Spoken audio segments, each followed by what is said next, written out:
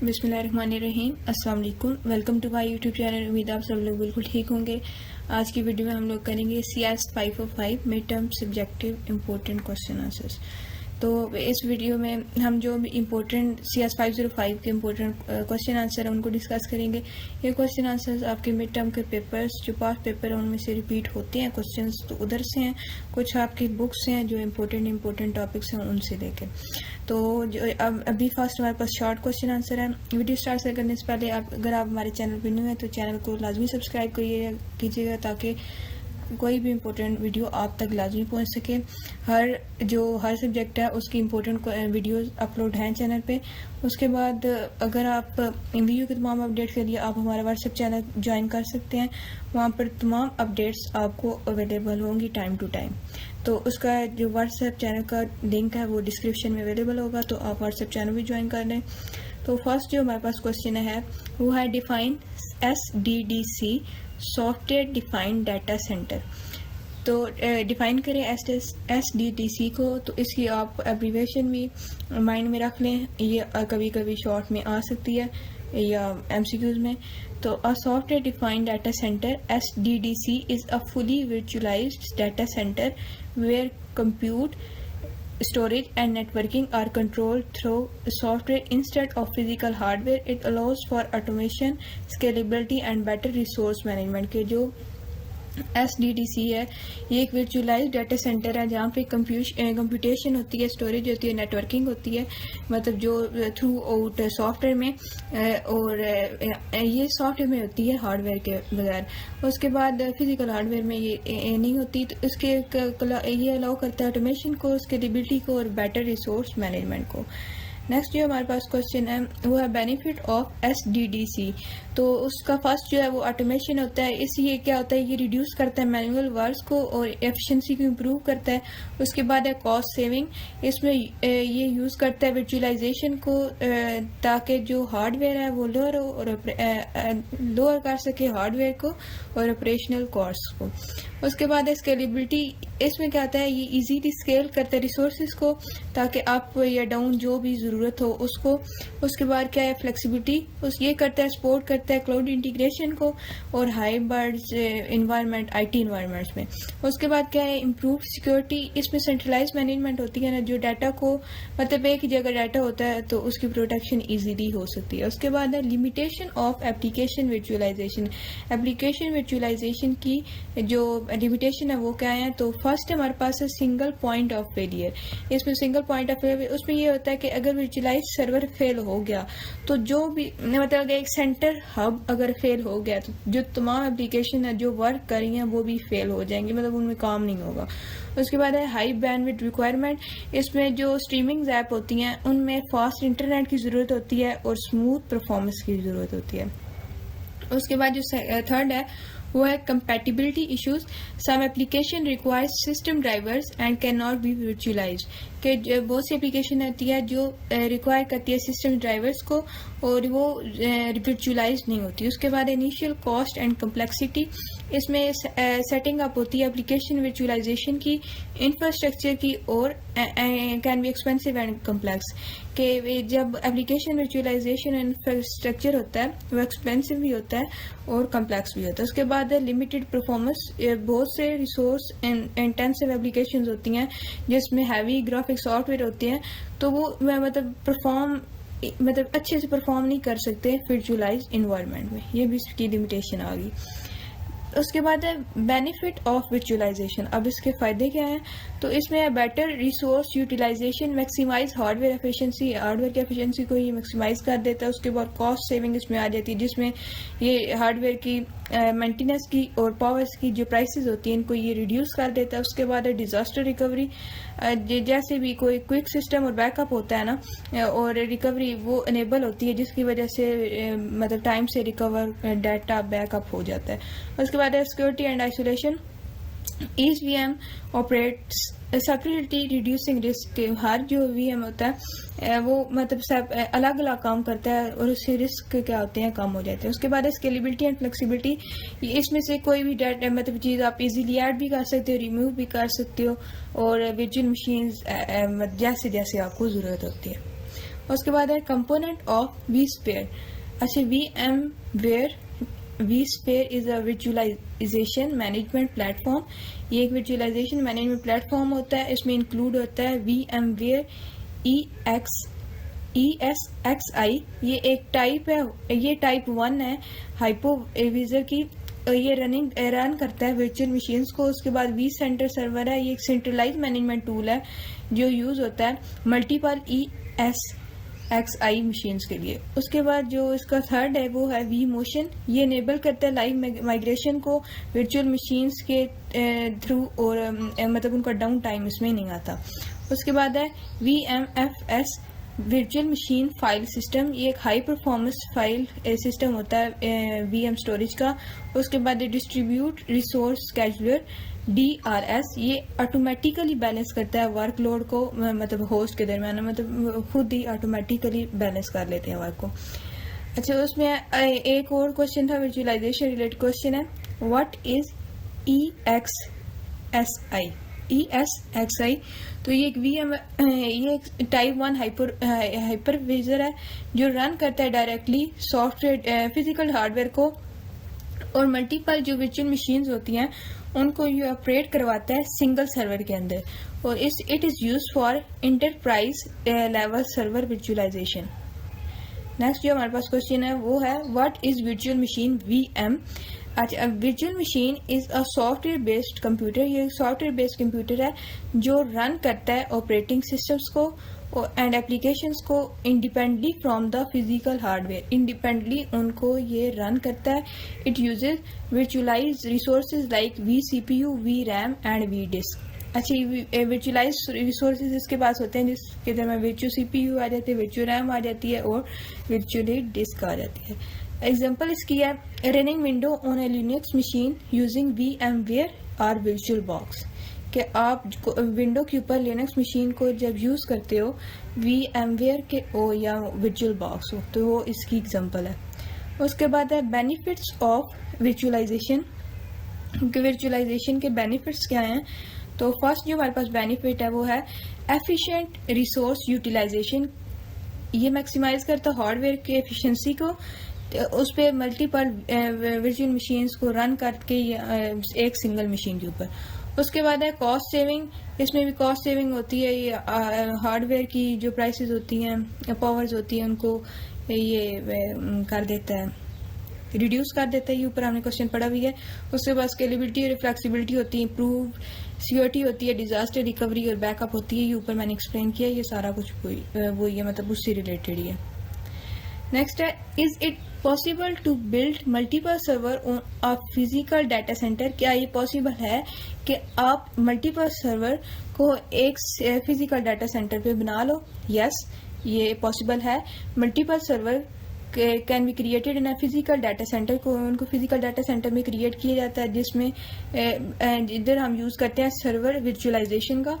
उसके बाद है hypervisor, for example VMware ESXi Microsoft hyper V. ये अलाउ करता है मल्टीपल वर्चुअल सर्वर को, ताकि वो एक सिंगल फिजिकल मशीन पर रन हो सके।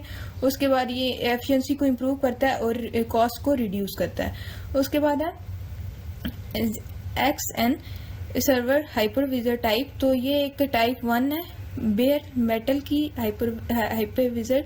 तो ये क्या करता है, ये डायरेक्टली रन होता है हार्डवेयर पे, और इसमें एफिशिएंट वर्चुअलाइजेशन प्रोवाइड की जाती है किसके विद मिनिमल ओवरहेड के थ्रू एफिशिएंट वर्चुअलाइजेशन इसमें प्रोवाइड की जाती है। उसके बाद इसमें ये क्लाउड कंप्यूटिंग के लिए यूज होता है, और एंड इंटरप्राइज वर्चुअलाइजेशन सॉल्यूशंस के लिए भी ये यूज होता है। उसके बाद हमारे पास लॉन्ग क्वेश्चन था, वो है draw structure of type 1 hypervisor. तो उसमें पहले ये लाइंस आते हैं, उसमें वर्चुअल मशीन्स आती हैं जिसमें गेस्ट आता है, operating system 1, guest operating system 2 etcetera. उसके बाद टाइप 1 हाइपरविजर की आती है। उसके बाद फिजिकल हार्डवेयर आती है जिसमें CPU आ जाता है, रैम आ जाता है, स्टोरेज आ जाती है और नेटवर्क आ जाता है। नेक्स्ट हमारे पास है टाइप 1 हाइपरविजर जो होता है वो डायरेक्टली रन होता है हार्डवेयर पे, और ये मैनेज करता है मल्टीपल वर्चुअल मशीन्स को ये मैनेज करता है विदाउट नीडिंग आ होस्ट ऑपरेटिंग सिस्टम। इसमें होस्ट ऑपरेटिंग सिस्टम की ज़रूरत नहीं होती, ये मतलब खुद ही मैनेज कर लेता है मल्टीपल वर्चुअल मशीन्स को। अब इसमें एग्जांपल में आता है VMware, ESXi, माइक्रोसॉफ्ट हाइपर-V और एक्सन सर्वर। तो ये सारी इसकी एग्जांपल्स में आ जाते हैं, कोई सी भी आप दो कर लें जो इजीली आपको याद रहे। उसके बाद है list of limitation of application virtualisation. Application virtualisation की लिमिटेशंस क्या क्या हैं, तो उसमें सिंगल पॉइंट ऑफ फेलियर, अगर जो एक सेंटर है, सेंटर जहाँ पर है हब काम करना छोड़ दे तो जो सारी एप्स हैं वो काम अपना करना छोड़ देंगी।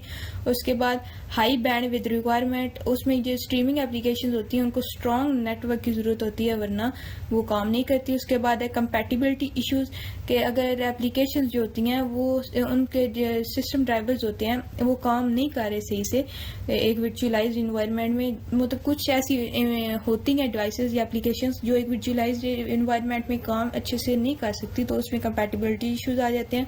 उसके बाद है हाई इनिशियल कॉस्ट, उसमें हम सेट करते हैं एप्लीकेशन वर्चुअलाइजेशन इंफ्रास्ट्रक्चर को जहाँ पर इन्वेस्टमेंट होती है सॉफ्टवेयर में और हार्डवेयर में। और फिफ्थ हमारे पास जो इसका प्रॉब्लम है वो है परफॉर्मेंस इश्यूज, के जो हमारे जो सर्टेन रिसोर्सेज इंटेंसिव एप्लीकेशन होती हैं जिसमें ग्राफिक हैवी एप्स आ गई तो वो बहुत मतलब अच्छे से परफॉर्म नहीं करती, पूरी परफॉर्म करती है वर्चुअलाइज्ड सेटअप में, तो ये भी इसका इशू है। उसके बाद है टेबल है identify user level, operating system and hardware. ठीक है, तो उसमें फर्स्ट आ गया कंपोनेंट और फिर आ गई उसकी कैटेगरीज। तो कंपोनेंट में आ गया वेब ब्राउजर, ये यूजर लेवल का होता है, CPU ये हार्डवेयर का होता है, रैम ये भी हार्डवेयर का होता है, कर्नल ये ऑपरेटिंग सिस्टम का होता है, फाइल सिस्टम ये भी ऑपरेटिंग सिस्टम का होता है, एप्लीकेशन सॉफ्टवेयर ये यूजर लेवल होता है। तो ये कंपोनेंट आपको दिए हुए होंगे और कैटेगरीज भी आगे पीछे ऊपर करके दिए हुए होंगी, एज अ कॉलम आपका आ सकता है, या फिर सिर्फ आपको कंपोनेंट्स दिए हुए होंगे तो आपने कैटेगरीज बनानी होगी, तो ये आप माइंड में रखें। उसके बाद है is it possible to create multiple virtual machines without the presence of a hypervisor, कि क्या हम मल्टीपल वर्चुअल मशीन्स को बना सकते हैं अगर आपके पास हाइपरविजर ना हो। तो ऊपर हमारे पास क्वेश्चन इसी टाइप का था लेकिन उसमें और चीज थी, अब ये यहाँ पर है कि क्या हम मल्टीपल वर्चुअल मशीन्स बना सकते हैं अगर हमारे पास हाइपरविजर ना हो तो नो, ये पॉसिबल नहीं है कि हम एक मल्टीपल वर्चुअल मशीन बना सके हाइपरविजर लेयर के बगैर। वो क्यों है कि the hypervisor is responsible for managing virtual machine, क्योंकि ये रिस्पॉन्सिबल होता है मैनेज करने के लिए वर्चुअल मशीन्स को, और उनको जो सिस्टम रिसोर्सेज होती हैं वो एलोकेट करता है, जिसमें CPU आ गया, रैम आ गई, स्टोरेज आ गई। और फिर नेक्स्ट अगर सुपरवाइजर ना हो तो जो सॉफ्टवेयर की लेयर होती है वो आइसोलेट और मैनेज नहीं होती, तो उसके मतलब आगे उसके नुकसान ये है कि उसमें कॉन्फ्लिक्ट्स आ जाते हैं और इनएफिशिएंट रिसोर्स यूजेज आ जाती है। उसके बाद है हाइपरविजर जो होता है वो क्रिएट करता है, रन करता है और मैनेज करता है वर्चुअल मशीन्स को एक सिंगल फिजिकल मशीन के तौर पर उनके वर्चुअलाइज करता है हार्डवेयर को उसकी। इसकी एग्जांपल में आ जाता है VMware, ESXi, माइक्रोसॉफ्ट हाइपर-V और वर्चुअल बॉक्स।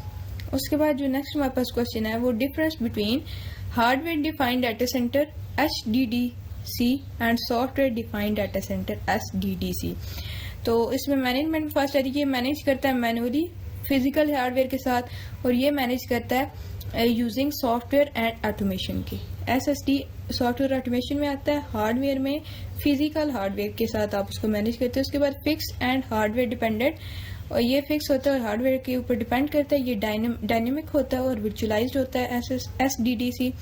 इसके बाद ये डिफिकल्ट टू स्केल होता है और ये इजिकली स्केल होता है ऑटोमेशन के साथ। उसके बाद इसमें हायर ड्यू टू इसकी जो प्राइसेस होती हैं वो हायर होती हैं, इसकी लो होती हैं क्योंकि ये वर्चुअलाइजेशन होती है, और इसमें हार्डवेयर डिपेंडेंसी होती है इसलिए हाई होती है। उसके बाद traditional data centre with physical server, ये इसकी एग्जांपल है, और इसमें VMware, माइक्रोसॉफ्ट एज्यूर, AWS।